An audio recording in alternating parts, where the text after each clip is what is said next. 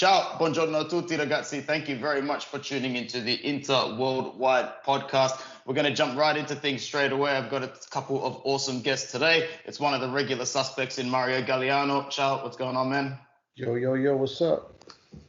Not too much. And all the way from Toronto, I'm pretty sure. I'm really happy to have on Mr. Michael Gallo. Thank you so much for coming on, man. Thanks for having me. And I don't think there's anywhere in the world that's further away from Australia than where I am right now. And that's what it's all about, man. That's what gives the worldwide a little bit of authenticity. So before we do start, we're all sick and tired of hearing Mario talk pretty much everywhere. So, Michael, tell us a little bit about yourself, because it's the first time you've been on Inter Worldwide for any of our listeners who don't know who you are. Okay. My name is Michael. It's a pleasure to be here. I'm a sports producer at ESPN Canada. I've been doing that for about 11 years. Did some soccer stuff, did some tennis, but I bleed black and blue, and that's been my life for many years, since 1998. That's when it all started for me. I went over to Italy to see some family. I've got family in Milano, and my cousin, who's a lot older than me, he took me for a tour at the San Siro, and I was only 12 years old at the time, and he took me in the interchange room, and he's like, this is the team that you're going to support.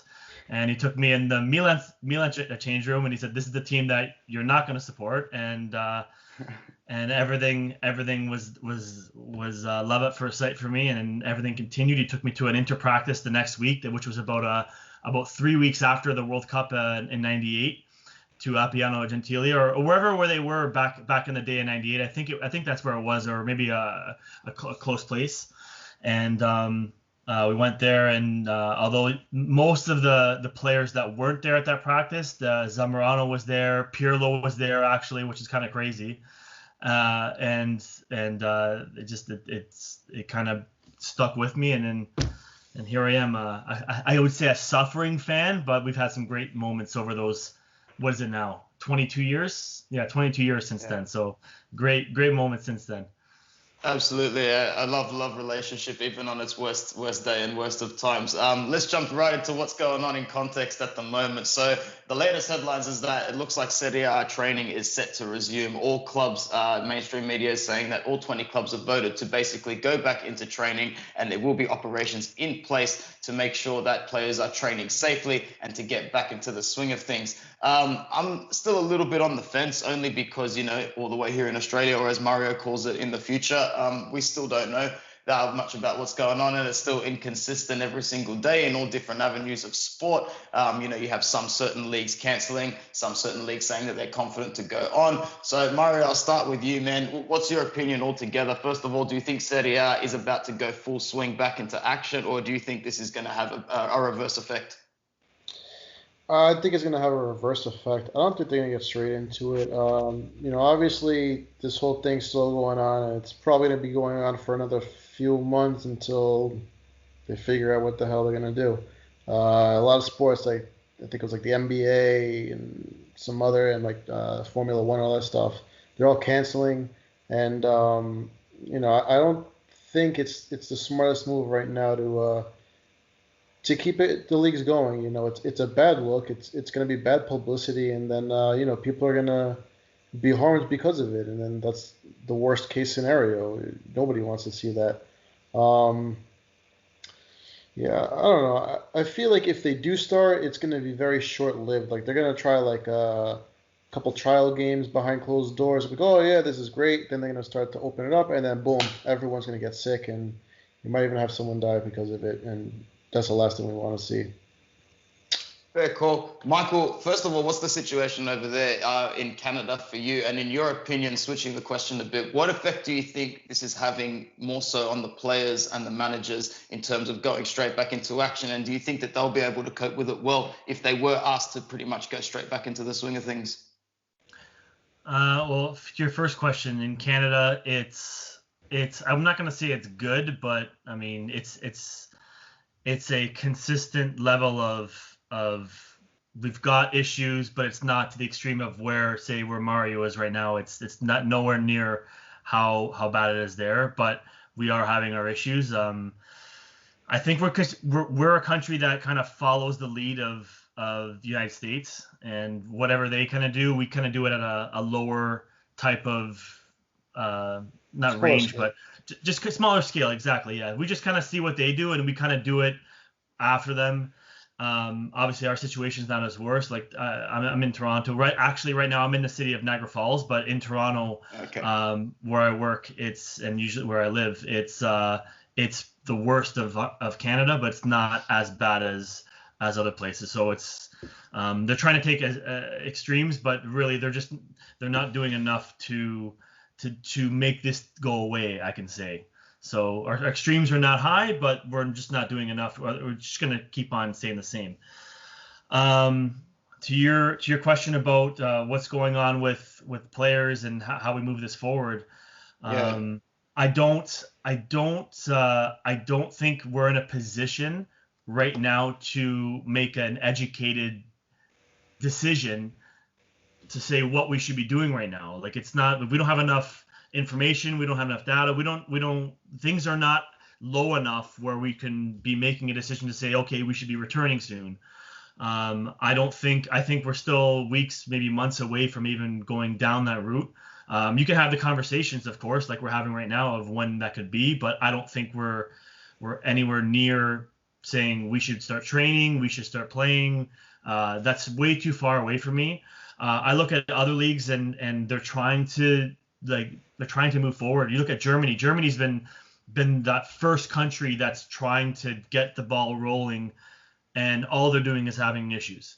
A month ago, they're like, okay, we're going to get the ball rolling, because Germany, of the big countries in Europe, they're probably the one country that has been hit hard, not as hard as, say, France, Spain, and Italy, but they're still having their issues.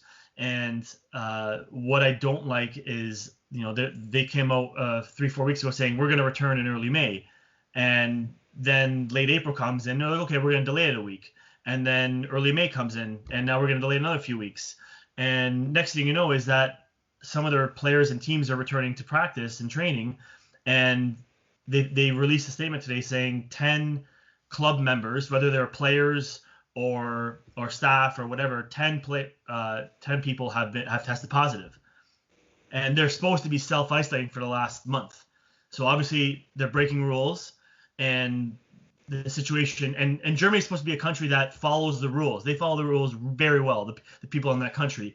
Italy and Spain and France are definitely not as good as Germany in terms of following the rules. So if Germany's having problems already, then I think that Italy's going to be having problems even at a higher level once they decide to make the decision to move forward. So I don't think we're there yet, and I don't think that Serie A should be making a decision. I think that they should make the decision when the time is appropriate, which is probably three weeks at the very bare minimum. Minimum, but likely a 2 month to 3 month range for me. Fair call. Well, what we're seeing come out this morning, I know the latest headlines that I've seen is that players for Juventus are starting to be called back into Turin in order to start quarantine, which should be going for about 14 days for players like Rugani, Paulo Dybala, Matuidi as well, who have all had symptoms or have been diagnosed even recently. So I'd have to agree with you both that, these days for me, they go slow physically, but then when you look back on it, time's going very quickly at the same time. I still think we're weeks off from really having a proper structure put together, and I just feel like Italy, and if they do it as well, the La Liga, Spain, and even England, they're just really trying to rush back into this and finish something that I just don't think they're ready yet. On our previous edition of the podcast, which was out, we were a pleasure to have Sergio Cebone from interfans.org and Marco Marca from Gazzetta, and they spoke a little bit in depth about some of the club's decisions, whether or not to go back. We know that the Lecce president, he didn't want to go back for obvious reasons that he stated. But he also, the guest that we had on actually said that Inter and Juventus were all in favor of cancelling the season altogether right now. Mario, I'll ask you first of all, in Inter's point of view, do you think it would be wise to cancel the season right now? Do you think Inter's got any sort of motive to keep it going or to cancel it? Where would you stand on that? I mean, this is one of the best seasons we've had in God knows how long at this point. So you want to stay in it as much as you can, because once you start the season over, you're not going to have that momentum that you built. Lukaku, you don't know if he's going to score 20 goals or if he's going to score 0 goals the next time you're out. You know what I'm saying? Plus, on top of all that, you have all the player wages, the contracts. They run up at a certain time, and if they're basically paying people to do nothing. They don't want to spend millions of dollars for these people to just sit at home, not be playing, and then what? Say De Vrij gains 40 pounds. What are you gonna do with that? Sure, it's crazy to think that, but at the same time, it's not out of the blue. Or like one of the players gets sick and they can never play again. What are you gonna do with that? Does it make sense to keep the league going? This is the best chance we would have, and plus, Juve might lose momentum, we might gain momentum, or it could be the opposite. But I don't know, it's a tough call, and like you said, we just got, like Michael said, we just have to wait it out and see how long it takes. Like, would it be ideal to finish it at a later time? Sure, we're closer than we've ever been, but at what expense? Are we gonna have to start the leagues in December? Are we gonna have to start the leagues in January? The whole season, the schedule is gonna be screwed up. What do we have, 12 games left or something? Not even. Yeah, it's like 2 months, around 2.5 months. Yeah, 2 months of games left. At that point, I would say to just cancel the season, because otherwise everything's just going to be out of whack and out of balance. But I don't know. Speaking of out of whack and out of balance, for me, the whole league format is void, because so much has been compromised in terms of the league format, in terms of home and away fixtures, all the revenue that goes with it, the structure of finishing 38 games and having the teams on top, relegation, placings for next season. What's not completely screwed for me is cup football, though. And I was speaking to my cousin about this the other day. If we were about to go back into resuming the season, I would love to see Inter go full throttle and focus on winning the Europa League, a competition that is, a little bit forgotten, obviously being the younger brother to the UEFA Champions League. But in this situation right now, we'll be going back into the round of 16. Now, this is all speaking hypothetically, obviously, because we've just finished the conversation about how we think we're weeks, possibly even months away from returning to competitive football. But I'll start with Michael. In terms of going back to if we were to return to action, would you like to see Conte and Inter prioritize the Europa League over anything else? And do you think that we'd have a really realistic chance of going for it if we were to put all our eggs in that basket? I wouldn't say that. I wouldn't say that focusing on the Europa League is a concern if we were to return. I don't think so. I don't see the real benefit of doing that. I mean, what's the best case scenario is they go and win the tournament, and they get some extra cash and they make Champions League for next year, which we're already going to do anyways. Yeah. I don't see the real benefit of I mean, other than getting some experience for some of the younger players and players that wouldn't be in the team as much. I don't think we're there yet. I mean, we're at the round of 16 quarterfinal stage pretty much just about, and it's too early to make that assumption. I think having a positive step in our first match already. I'm trying to it's been so long since the matches have been played. I'm like, it's hard. I know. I'm thinking, okay, we played. I believe it was Ludogorets, or who the fuck? Who the heck were we playing? Yeah. I'm thinking about it. I knew we were playing in Bulgaria. I'm just like, it's been so long, and I'm just trying to think about where have we been? Where are we going? It's been so long since we've seen anything. It's hard to even imagine about having this type of opinion of what Inter should do once things return. I think they're still in the mix for the league, where I don't prioritize it yet, unless they were to come back, lose their first couple games, and the next thing you know is, okay, all we have is Europa League, and or whatever's in front of us. Then maybe that's a decision you make once the league restarts. At this point, I would say no. Yeah, fair call. And over to you, Mario. If we were to go back into action, would you be a little bit more excited than Europa League, say, before this whole pandemic came along, or is this just another dead rubber tournament to you now as well? I take the Europa League a little more seriously, honestly, because at the end of the day, it's still a trophy. Manchester United won it, sure, whatever, but still, Mourinho won a tournament when he was at Manchester United, and it's not like he's just playing Little Goretz every weekend. There are good teams still in the tournament, so yeah, the money's going to be very beneficial, obviously, because in this day and age, you know, 100,000 here, 2,000 there, it adds up, and next thing you know, you got $20 million from winning Europa League, and it's better than nothing. You make that on top of finishing second in the league, Champions League bonus, adds up in the end. We could Fair buy one enough. extra player that we could before. But I was Exactly. thinking about this actually. What if they just scrapped all the leagues and temporarily you do like a Champions League, Europa League, and then you bring back the Intertoto Cup. Yeah. Idiots. And Yeah. then you kind of just have a voided season where everybody plays each other. You do like 7 months, play a bunch of games. Whatever happens, happens. Like, Nice. so this way you can't say like, oh, Juve won, but there was 2 months in between, or oh, we lost because of this, because of that. You cancel the Yeah. whole thing. You bullshit for a few months in between, and then September comes, you start the new season. Nice one, bro. I like it. I like it. Easier said than done. I'm thinking a little bit about not just the lower teams in Serie A, but teams in Serie B and even Serie C underneath, anywhere. They already struggle to make any sort of money. Some of them don't pay their canteen ladies or anything like that. So at the moment, they're really banking on basically any sort of revenue, Palermo included, Mario. So I'm They're thinking financially at stable as ever. Yeah. I'll go over to Michael first. Michael, do you have any concerns about teams at the bottom end of Serie A or Serie B in terms of being able to sustain themselves the longer this goes along? And could you expect that some clubs be in some sort of financial difficulty where folding is a genuine possibility? Absolutely. Absolutely that this is going to be an issue for many clubs. Most. I think yeah. I mean, especially the ones that were barely breaking even to begin with, Hmm. and that's Yeah. a lot of them underneath. I mean, in Serie B and Serie C, like once the further you go down, the more issues. I mean, these clubs already have issues to begin with.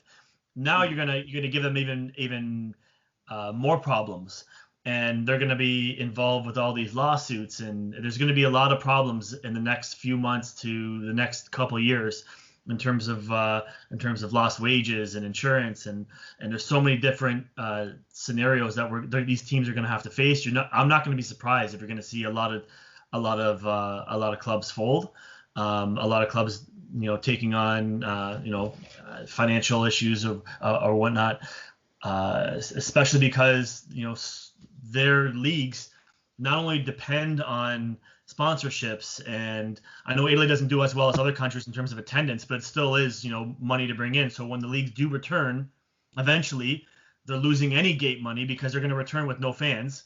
So, Yeah. and like I said, it's not like Italy does that well with fan support compared to other leagues, but it's still something that helps them get by. And the leagues will not have that option when they return. We can all pretty much agree that when soccer does return and sports do return, there will not be fans. There's no way. It's No impossible. way.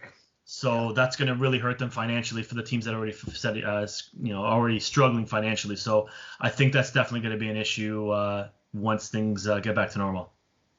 Yeah, fair call. Let's move on a little bit. Just before we move into a couple of important things I want to talk about. The French league has been cancelled, so I just need to check in, sorry, Michael, with the president of Icardi FC. Mauro Icardi is a champion, finally. Let's talk a little bit about his decision to claim it on social media and how just the official Icardi FC president reaction, please. The guy's still a loser in my book. He hasn't won anything. He won by default. He won a freaking transfer by default. He's a freaking joke. And then now he didn't even win a contract. If he won a contract at PSG, then I'd be like, all right, this guy is going places. But no, they don't even want him anymore. They say go back to Inter, and then go straight to Juve. So He was pretty much frozen out mid-season, sitting the bench, watching them score the most important goals towards the back end. Michael, I just want to know where you stand on Mauro Icardi as well. Would you even take him back? Well, I used to like Icardi until Mario brainwashed me, and then now Okay, I've well, look, I was pretty indifferent on him. I mean, I liked him. His goal scoring was great for us for a few years, and unless you're like me, you hold things against people, or you notice fine details that like nobody else like even would ever care about in a million years. You have no reason to hate him. Yeah. No, I was look, I was someone who said, okay, I don't really give a shit what he does off the field as long as he's scoring goals for us on the field. That's what matters. And I was pretty, I wasn't a big fan of his, but I was, happy that we had him on the team because really we didn't have anyone else to score goals for us, so it was good that we had him. But at the same time, what happened last year when we decided not to play, that's when I decided, I have zero respect for this person because he left us out to dry and in a very critical point in the season, and we don't have any use for him because we've got two very capable strikers that can work well together and have proven this year that they're both having incredible seasons. I don't want him on Inter. As long as we can keep Lautaro and Lukaku on our team and they're continuing what they're doing this year, I don't want him on the team. I'm just trying to figure out who the heck would take him. I mean, maybe Juve, but like I hope that's not motivation for him if he went to Juve to kind of stick it back to us. That's what I don't like. I believe it's 100% his agenda to go back to Juve. This whole time it's just his agenda to stick Inter. He really, basically he and his wife tried to hold Inter to ransom thinking that they were bigger than the club, and now he's got to sit back and watch us flourishing without him, and we've finally tried to adapt to a different game plan where it's not just, get the ball and cross it to Icardi, and hopefully with three men on him, he'll find a way to put the ball in the back of the net and everything will be okay until we sub in Eder. But it's all good now at the moment, and we move on and we jog on. Something else that jogged on this morning in the media was a little bit more traction in the decision between this Osorto versus Inter. I have to jump into this, man, and I want to go in a little bit further. Michael's shaking his head. This stinks to high heaven and shit. And the only reason I'm so passionate about this is because you always remember those games where even if you're not there at the game, you're there when you're watching it. Like, you're really there. I was watching it, and when we got that red card, I'm like, here we go. But to see us come back and get to 2-1, I'm watching it with my dad. And, my dad's someone who kind of lost interest in 1999 with the whole no penalty to Ronaldo incident. That's where he reached his breaking point. He's like, screw this. I've had enough. And we're watching that game as well, and he's just sitting there going, nothing's changed. And that game for me was the breaking point that season because we were right at the end. There was a genuine chance that Napoli would have picked them to the crown. We still had a little bit of momentum, and that was really going to derail us in the next 4 weeks. That match to me it stunk to high shit. There was something really fishy about it. That's all I got to say. Michael, your turn. And for context, in case anybody doesn't know, basically, we've had some news in the last few days that there is a missing audio from the VAR decision to not give Pjanic a second yellow card, and Osorto has got something to do with that. Off you go, Michael. I mean, are we surprised that something like this happened? Like, I'm not surprised. No, I mean, of course not. It's not like it's. I mean, yeah, I guess it's been a slow, news month in terms of things to talk about, but like, I'm not surprised like that there was some kind of controversy, and I love how it's like it's happening right. It's 2020 May 4th, where it came out May 2nd, May 3rd, and this happened how long ago? Like a year and a half? Yeah. Like how long? Yeah. And I had to go back and watch it. Once I seen it, just to remind myself how stupid that whole situation was, and the fact that the red card for Inter and the Pjanic. Just horrible tackle on, I believe it was Vecino, right? Vecino, just total. Yeah, Vecino. Was it? Vecino, I believe. Vecino got sent, but yeah, Pjanic's elbow was on Rafinha. Yeah, Rafinha, yeah. Yeah. But he was. I mean, listen, we all know Pjanic. He gets away with. He kind of reminds me of Lichtsteiner, how he gets away with a lot of shit like that, And Lichtsteiner's done that to Inter how many times where he should have been sent off. And Pjanic has kind of taken over that role since Lichtsteiner took off. I'm not surprised, and just having to rewatch this whole scenario, I'm trying to laugh, but I'm trying to see, what the heck. How does something like that go missing? You're talking about a league where it's supposed to be a, major organization, and the tapes go missing. Like, think about it. The tape went missing. They were making strides forward. Where the hell did it go? Where did it go? Did someone throw it in the garbage? The league's becoming relevant and legitimate again, and then you have this. Did someone throw it in the garbage? Did someone throw it in Lake Como? Like, what the heck happened?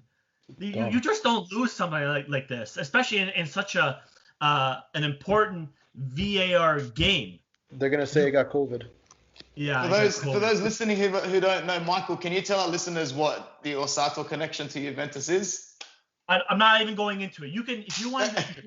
I'm not, because all you're gonna do is make me hotter. I'm not. All right, cool.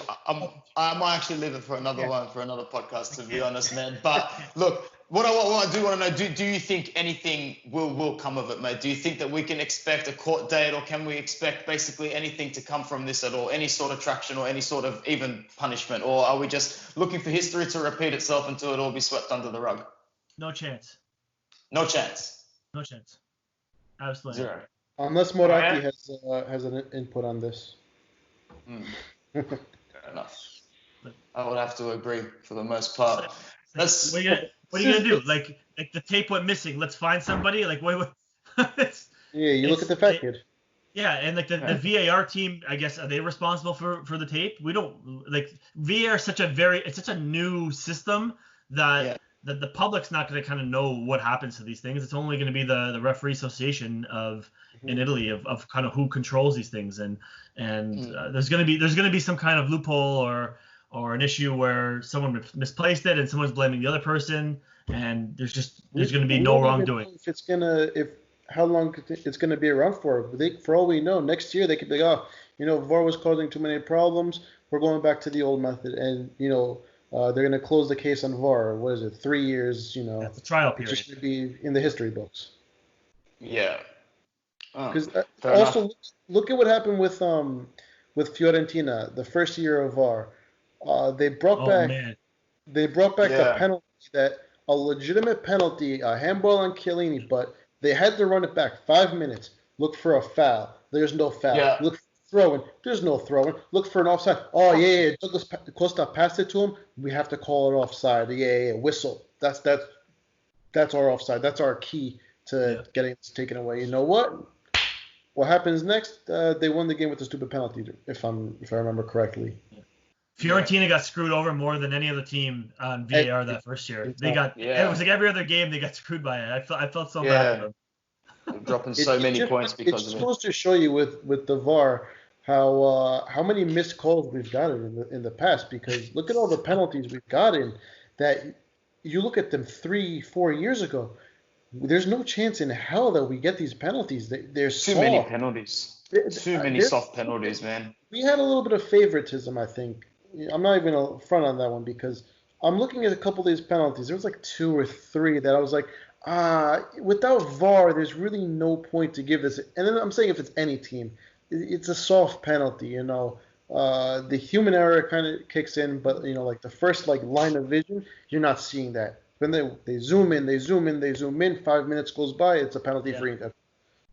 Yeah. Well, it's supposed to be. I think the whole thing was it's supposed to be a clear and obvious error, and Serie A did not follow that. They said, okay, well, you know what? It looks like a penalty, but was it a clear and obvious error? Many times it wasn't. Nope. I want to see 100%. I don't want to have a decision where it's, they didn't call it and they look back at it. You know what? It's probably a penalty. I don't care about probably a penalty. I want to see 100%.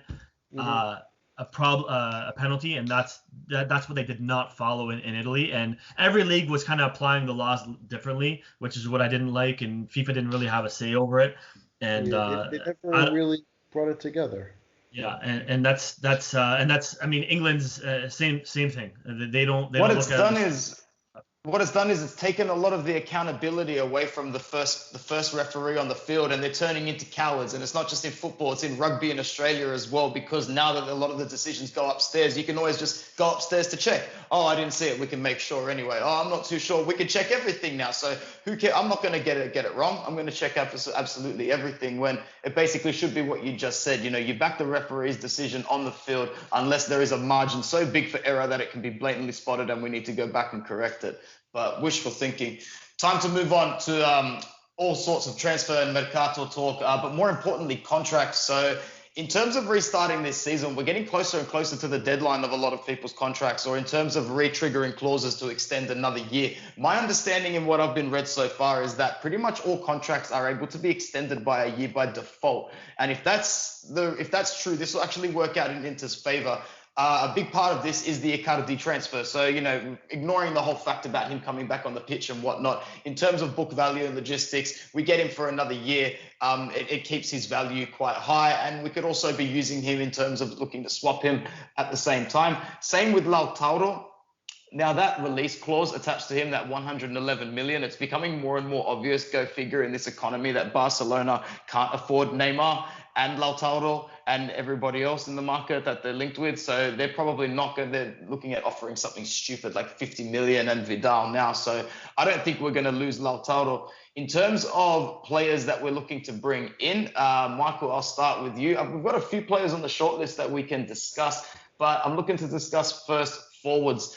Dries Mertens and Edinson Cavani. These are two names, both of them. I'm big fans of them both. I'd love to have them both. Anyone who listens regularly knows that Mario would pretty much take them both. Cavani definitely over Mertens. But for me, I'd be happy to have both of them. Both Serie A proven experience.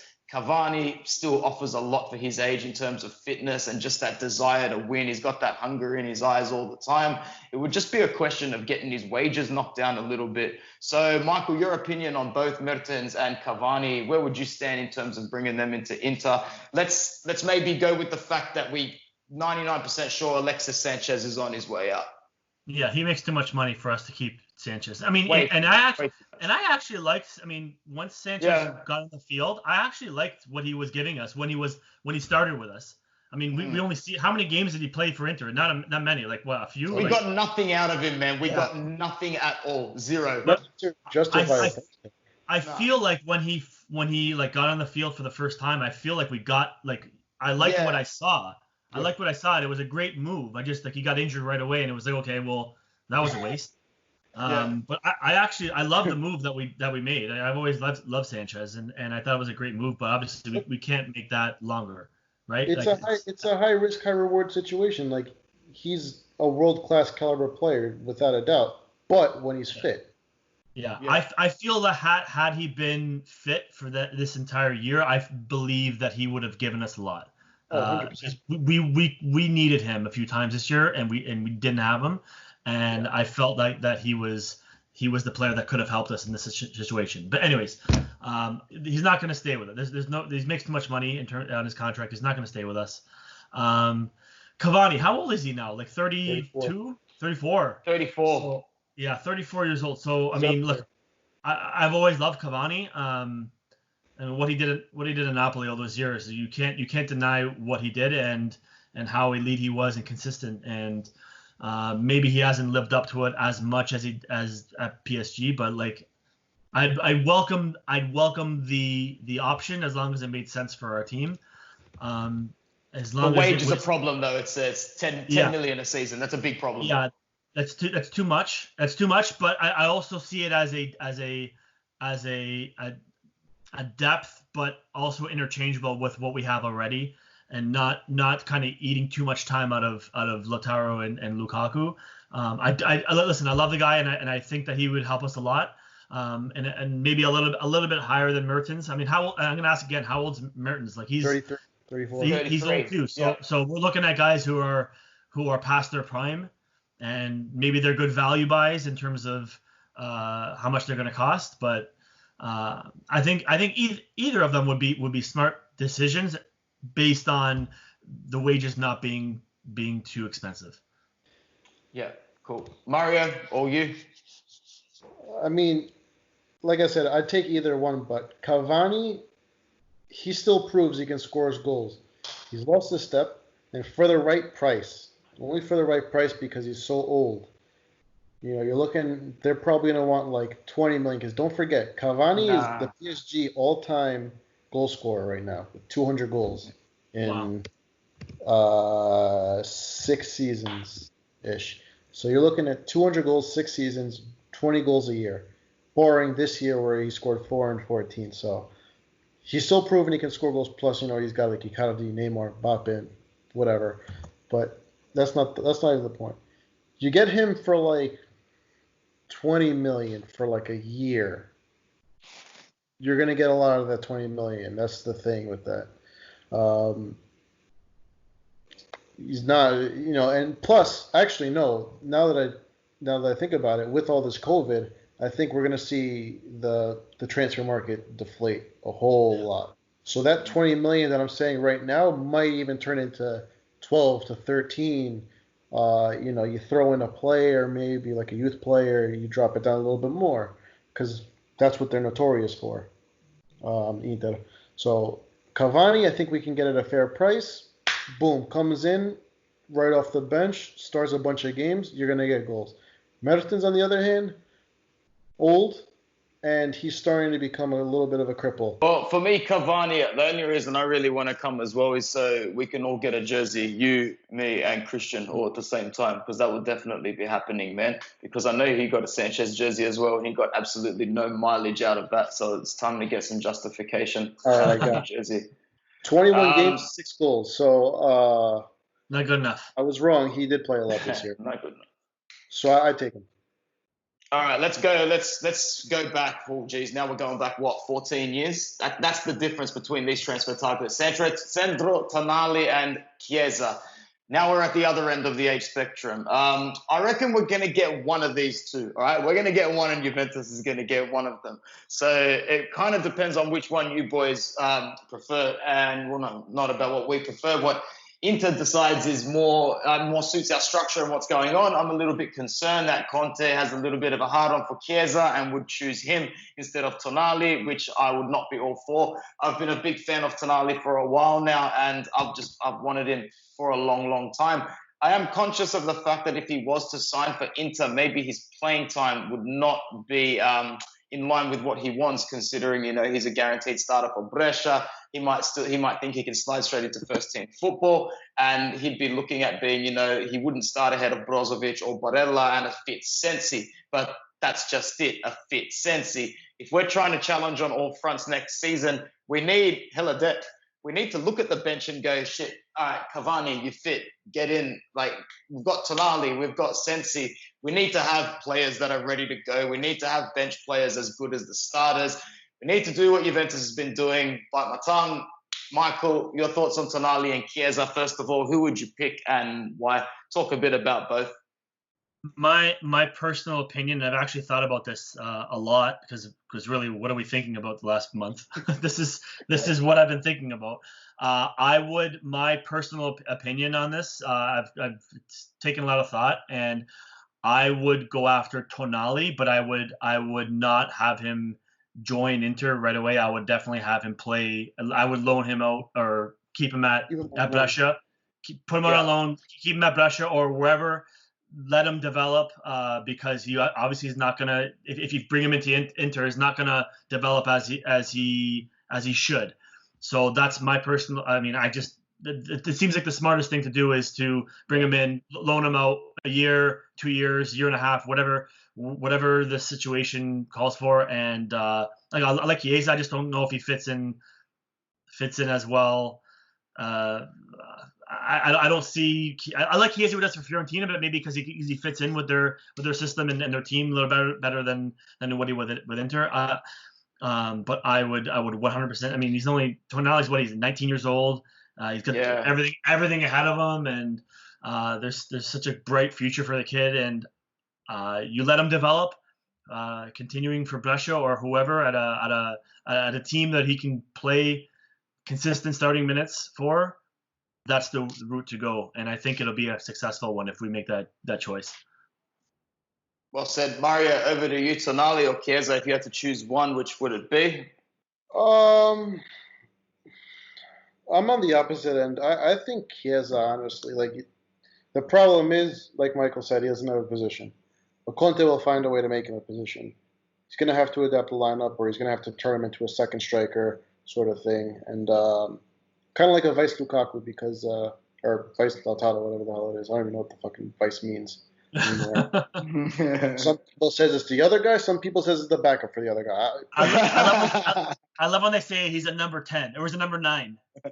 What does that mean? But he's not a traditional number 9, bro. Yeah, but come on. He's a traditional false number 9 with a 1987 play style. Yeah. Fuck those guys. No, but I think Chiesa is one of those players that he can start on the wings, make his way inside, make it all pretty and nice. Alternatively, Tonali. You're going to buy him and then you're going to loan him out. Okay. That raises a lot of questions. He's going to be playing at Brescia, let's say. He's developed well, but the fear is that he can only learn so much at Brescia. And so in the next 2 years, is he going to keep growing or is he just going to kind of just plateau? You know what I'm saying? Because it happens to a lot of players where you sign them promising. It even happened to Coutinho with us. We had him 16 years old. He had no place in the team. We were forced to sell him. You hate to see it, but it's the reality. So, yeah, it's a profit, it's this and that. But if you're talking about what's best for the club, I don't think Tonali right now is best for Inter. So that's why I think he goes to Juve. He sits on the bench for the next 4 years, and we forget about him. That's the worst case scenario, but it's probably the most likely. I understand why you think that. I think he's that next step of young talent, man. It's rare to see someone who's that sort of young talent out of him. I think no matter where he goes, he'll do well because he's playing with some crummy players at Brescia sometimes on his best day. So I think with the right support, but I'd agree. There's no way I'd chuck him in an Inter side as soon as next season with Barella, who's already developed in a season and he's already an animal. Sensi on his best day is going to be so good in that system. So let's just talk about that for one more second. The redemption options will be coming up soon as well. So it's a no-brainer that Barella will be redeemed. I'd say the fan base probably about 80-20, maybe a bit over. Michael, in terms of redeeming Sensi, because I love him as a player, it's just that it's such a rare occurrence to see him on the pitch. He looks like he's a little bit made out of glass, man. Yeah, I mean, from beginning of the season,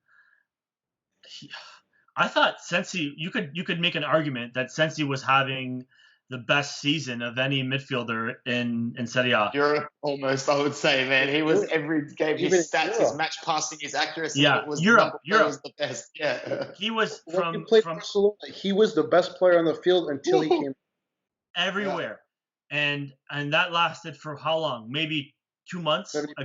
A solid couple months where I literally felt like, oh my God, we've struck gold. We've struck gold with this guy. Christian was freaking top of the world with him, and I'm like, I don't know. And I had only listen, I've only seen him play a few times with us before he came over.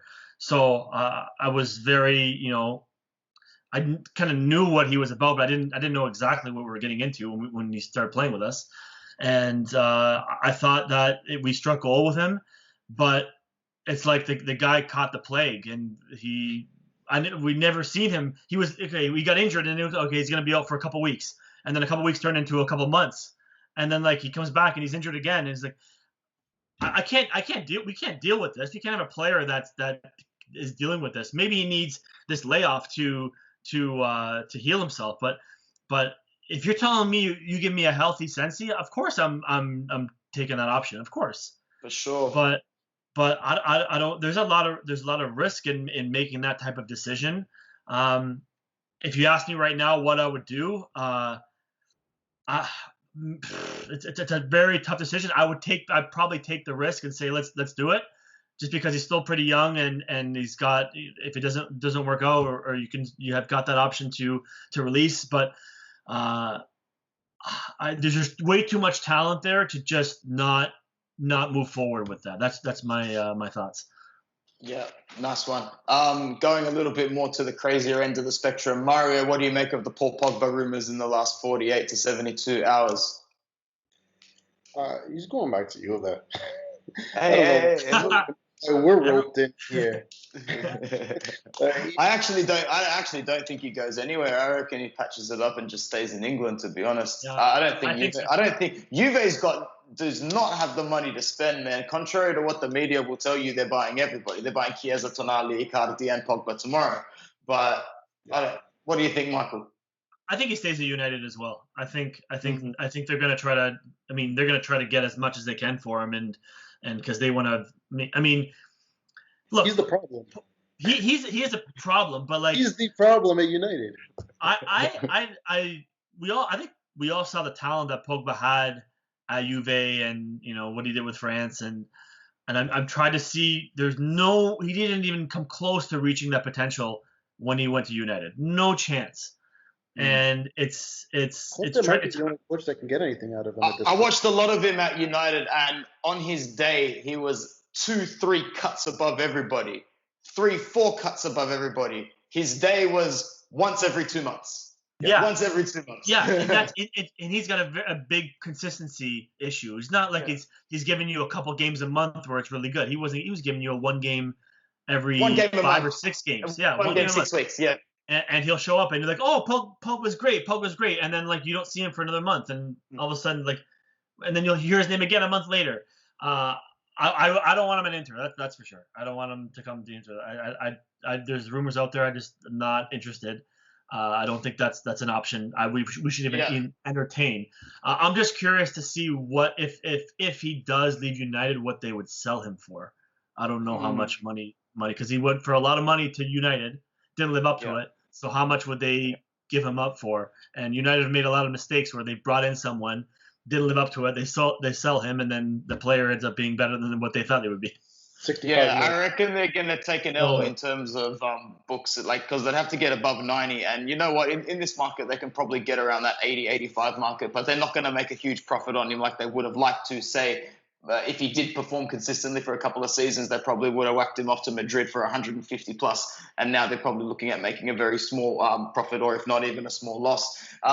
Inter's a really, really good club when it comes to buying wing-backs and full-backs. Very good. One of the most consistent in the whole world. So let's run through a couple of options that we're looking at this mercato. For God's sake. Alonso and Emerson from Chelsea. Mario, you first. Would you take either of these? Of course, I was being sarcastic. We just can't hit a wing back since Maicon, basically. So is this going to be any different, bro? Probably not. I mean, I heard that they weren't going to renew Biragi or redeem him or whatever the hell it was. So that's obviously good news because but if I had to choose between Alonso and Emerson, I'd probably go with Emerson just because he's Italian, really. I don't know. I mean, I think they're both really overrated. I think Alonso had a good run at Fiorentina, right? I think he adapted all right at Chelsea. He had a couple of good seasons. I'd take Alonso because I just think he's a couple of cuts well above Biragi, that's for sure. So you take that, but Emerson, I agree as well. He's younger. He's got a little bit more flair. I'd like to see him come in. Michael, your opinion on these two wing-backs, full-backs that play for Chelsea at the moment? Yeah, look, if you had to if I had to pick one, I'd probably go Emerson. But at the same time, I don't know if I'd be interested in either of them. That's just me. I don't like if I'm gonna like this is a problem that Inter's had for 7 to 8 years now, where our wingbacks have been atrocious. And and not only is it atrocious, but you can tell that we suffer from it all the time. All the time. It's not like we can make up for it in other places. We can, but it's our Achilles heel where we are exposed at that position as well, where it's always screwing us. So this is a position I think we need to like really, really, really, really focus on. But not just pick someone because they might be good. I'm not convinced either of these players can solve our issue. I'd rather just hang out with what we have right now until we can create a better solution. That's just what I look at. It's a basically hope for the best situation where you hope Lozado kind of pans out because we bought him for $45 million and he's been a dick. Lozado, it was 25, wasn't it? whatever. It's still too much No, money. it wasn't 45. It was still too much money, but still, yeah. And then on the other side, you have, okay, let's say Lazaro pans out. You put him, he starts getting consistent games, he plays good. Fine. That's where the Lord and Savior, D'Ambrosio, comes in. You put him on a left wing or so. Game over. That's if we don't figure out what the hell's going on with Asamoah, because what happened to him? I just I don't understand where these players go since this there's something behind the scenes. There's got to be something like a dispute with the management. No, I said at the start of the season something seemed fishy about the medic team and the training methods, and something wasn't being done to look after the training thresholds physiologically properly. Like something about the adaptation wasn't right. And a few people were calling me crazy, like, no, it's too soon. But then they started dropping like flies. And the worst part about it, the most evident part about it was their return to football afterwards. It was horrendous. From the moment they stepped on the pitch, they looked like they were waiting to get injured on a clock. That's what was irking me, man. I don't know. Because one of my good friends warned me when we first got Conte. He's like, you got Conte, it's great, but he's like, he's a one. Injuries. No, not even that. He's like, he's a one cup coach. He's like, you're gonna get one cup out of him, if anything, and that's if they don't die. If all the players don't freaking die. And I was like, oh no, okay, whatever. We got Conte, it's fine. We're gonna win something. But now I see why he warned me. And Conte is crazy. He's out of his freaking mind. His training is. I don't even think the next coach comes close to it in terms of what he expects in this preparation. It pays off. It's like I said before, high risk, high reward. He risks his players. He pushes them to the max. And the moment they die, they're dead. There's no coming back. That's what happened to Sensi. I want to go to Appiano Gentile and just watch these training sessions. I want to see what goes on there it gives the reputation of working these players to the death. I want to see it. Yeah. I want to go there and actually take it in. I want to. Is this actually true? Is he going out there and these guys are just getting worked to the bone and not getting breaks, or what kind of training methods are these that Conte is putting them through? And yeah, he's just running through the streets of Philly Russia doing this. Yeah. Monday through Thursday in Russia, and then Friday and back to Milano, and they take pictures. Oh man, that's pretty much it for transfers. I don't think Giroud's coming. He penned a new deal at Chelsea. I think the whole deal about getting him was that we could pick him up for free or for like 1 mil or 3 mil or something like that. I don't think he's going to come now, because by penning a new contract, his value's got to be somewhere around about that 11 to 15 mark again. So Mario, you reckon Giroud comes, or that ship has sailed, and that's why you're hearing a little bit more about the whole Mertens Cavani traction? I'm not going to count it up, because how many times have we seen Icardi ink a new deal, then they erase the clause. In this case, they might be lowering the clause, just so someone will take them. They'd be like, hey, we'll pay you a little more until someone buys you for $5 million, for $10 million, and then you can be on your way. We'll pay you up until a certain point. So that could be the thing, and maybe they're not saying anything because maybe there's some water to it still. Giroud wouldn't be bad to have. I don't hate Giroud, because he adds that height, and if you're losing in the game and you throw Giroud next to Lukaku, you might have one tall defender, but you're not going to have two players as tall as both of them. What do you mean? You put on Ranocchia striker? There you go. You're three center backs to mark a center back and two people that should be playing center back. No. That's where that transfer comes in handy one of these days. Man, that's funny. And actually, Michael, with Giroud, what's your opinion? I would take him if it was a free transfer. I would do it. 100% I would do it. If it's going to cost us, $5 million or less, then yeah, I would probably still do it. But I don't think I would go much more than that. I like him. I've always liked him. I thought Giroud was a pretty consistent. He's going to score. Yeah, consistent. Yeah, he's a scorer. I think you know what you're getting out of him. You're not getting that much, but you're gonna get. He's gonna create chances. He's gonna be in the air. I would take him for a very cheap price for sure. No, there's no doubt about it. He opens up the game. For sure. Is this the last question you have on transfers or contracts? There was only one more. Then I'll throw it over to Arturo Vidal, but I'm not 100% sure about him anymore. I think he's going to leave Barcelona, but Mario, would you still take Vidal or not? He's gonna. By the time this is all said and done, he's gonna be 35, 36 years old. That's it. Point. It's like another Lavezzi, bro. He's the next Lavezzi. Yeah, Lavezzi.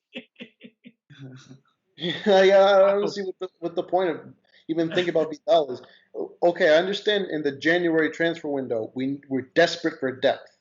But now, absolutely not. There's literally no point. I know. Michael, would you take Vidal? And if not, who else was on your mind? I could go back in the archives and probably find out that we were linked to Vidal when he was a youth player, probably at some point. And Lavezzi too, for sure. Yeah. No, I think that ship has sailed. I think we're past that. It's maybe a few years ago, but no. I think we're past that, and it's not the headache I wanna deal with right now. Exactly. And plus, why would you not just take Nainggolan back if you were going to get Vidal anyway? I would. I mean, 100% would. Yeah, for sure. In terms of the three that we've got lined out, Icardi, Perisic, and Nainggolan, would you say he's the only one that you want back? For me, yeah. Yeah, 100%. Mario as well. I'd take Perisic back also. I think he's going to go to Bayern, man. I think they'll give us some scraps for him. 9 mil. 10. They'll say 10 in the media, but when it's all said and done, you'll see it's more like 7.6 to Inter. Honestly, if they're willing to pay for him, he's going to be 31. You're not going to get much else out of him. You know, his fucking stock plummeted. But I'd love to have Nainggolan off the bench, man. You look at your bench and you see him on there to come on. It's about having that depth that can match that starting intensity. That's what you need. I think if Nainggolan comes back, he's not going to want to just be a bench player. He's going to want to be a starting player because 17 out of 20 teams in the Serie A he would start in, right? Why wouldn't he just go over there, score 5-6 goals, be loved by all the fans, get paid, be treated like a king, or on the contrary, come play sporadically, be treated like shit by the fans, by the management? He's a bad boy. He's gonna have a reputation. He's gonna be this. Look at him now in Cagliari. They love him. They freaking love him. He loves them. He's freaking captain of the team, and he's on loan.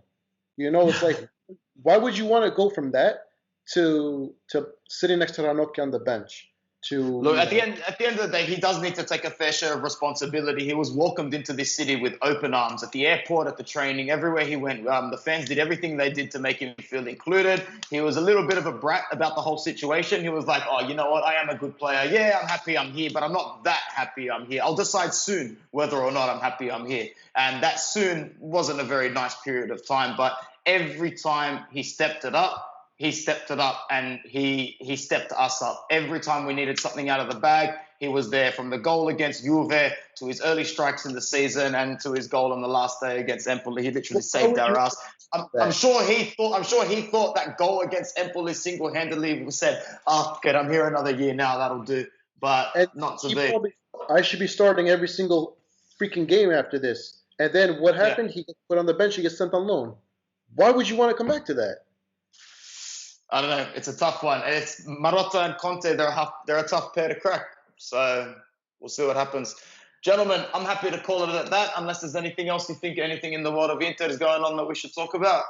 Well, I'm just gonna give my little 2 cents on that situation. Like, I would like to bring Nainggolan back. I just don't think that's what's gonna happen. I don't think I would welcome it. I would love to have him on the team, but I just don't think it's what's the scenario that we are facing. I don't think it's going to happen. Look, of course we would. The guy's so talented. We all know how talented this guy is. I've put this guy on a pedestal as a top 5 to 7 midfielder in Europe for the last 3, 4, 5 years. Midfielders I've ever seen play. Yeah, he's great. The talent is up there with anybody the last 3, 4 years. Obviously, there's something going on in his head that's a little different. And that takes away, but I just don't think that whatever relationship he has with the club is not going to resolve itself, and then he will end up being either loaned out again or sold to Cagliari or whatever it may be. He's not going to be back with Inter. I would hope it's not that situation, But that's what I think is going to happen. As for Perisic, I wanted to ask, and I wanted to quickly talk about it. I do watch a lot of Bayern games, so I do see what he does there, and there's this thing called my friends and I we call it Perisic time, and Perisic gets all of his goals when the game is already out of hand, when the game is 3-1 or 4-0, and Perisic will come out of nowhere and score a garbage goal and pad his stats and whatever. And it's true. We watch all these Bayern games, and it's like it scores 3-0. You see Perisic coming on as a sub. He's like, it's Perisic time. He's going to score, and sure enough, he does. It's a funny situation with him, and he did it with Inter. I mean, he did score some. With national team with Croatia, he scored massive goals. Massive, crazy. But with us, maybe in his early seasons with Inter, yes, but not as much, I would say, in this last year. I think that it looks to me that they're going to buy him. From what I read with Bayern and speak to some Bayern supporters, it seems that he's a good depth player for them, and a player that you can start him, you can keep him on the bench. He's within that first tier of 15, 16 players that can help you out. I would entertain it. I don't think what we got from Perisic in his last year with Inter is what I would want, and that's probably what we would get. We started to see glimpses once Icardi was completely benched last year. You saw like a flip of the switch. Like he was like, all right, I don't have to cross the ball to this retard 1,000 times. I can do what I want to do. I can ball out finally. And then if you see like the complete different play styles, like sure, Balati's not here.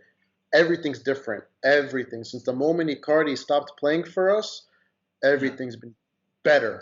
So maybe it's a question of how he would play with Lukaku and Lautaro and these new players that we have. So that's something that maybe they would entertain, and when that decision has to be made in a few months, or whoever knows when they have to make this decision based on the situation. I've always loved Perisic for many years. I got his jersey. I love the guy, but I didn't like what I seen from him in his last year. And it's like I know what he's capable of, and I know I know he can help us, but I didn't like what I was seeing in his last year. Yes, flashes of good flashes once in a while. Wasn't good. Yeah, as a whole, he wasn't good. But I'm sure if Bayern says we'll give you guys 10 to 15 million for him, I think Inter's going to take that, right? Yeah, of course. Yeah, pretty much. It's pocket money to them. So as you said, if he's going to be a player that's in that tier of 15, 16 players, then it's only going to cost them 10 to 15 mil. They'll consider that money well spent, to be honest, because at the end of the day, he is a professional, and Bayern's a very, very big club, and he's just happy. I think Perisic, that's a club where Inter, he felt like he needed to speak out a little bit. His ego was getting the best of him. But Bayern's a different ball game at the moment. He's gone over there, and he's just happy to be in the background, collect a nice wage, and play at a level where he knows he's going to be at that top part of the table, because I think that's really where he wanted. I think he was just getting a little bit fed up towards the end of his career. And that World Cup final, I think it actually broke a large part of that last part of his winner's mentality, to be honest, man. That's pretty much it from me today. I'm really, really thankful to both of you to coming on. It's been a good show. So thank you, Mario, for joining us, man. Of course, it's always a pleasure. Peace out. And thank you very much to Michael, bro. We'll have you on again sometime soon. I appreciate it. It's been awesome. No, thanks for having me on. It's good to actually have a conversation and keep myself sane, because I think I'm going crazy the last few months. That I can't sleep. I'm going crazy. I need to talk, and I need to express some kind of opinion with the club that I've suffered and enjoyed for so many years, and it's good to talk with you guys. And Mario, it's nice to see your beautiful face. Of course. But thanks for having me on. I appreciate it. All right, and I'll sign off by saying bring back Eder and Forza Catania.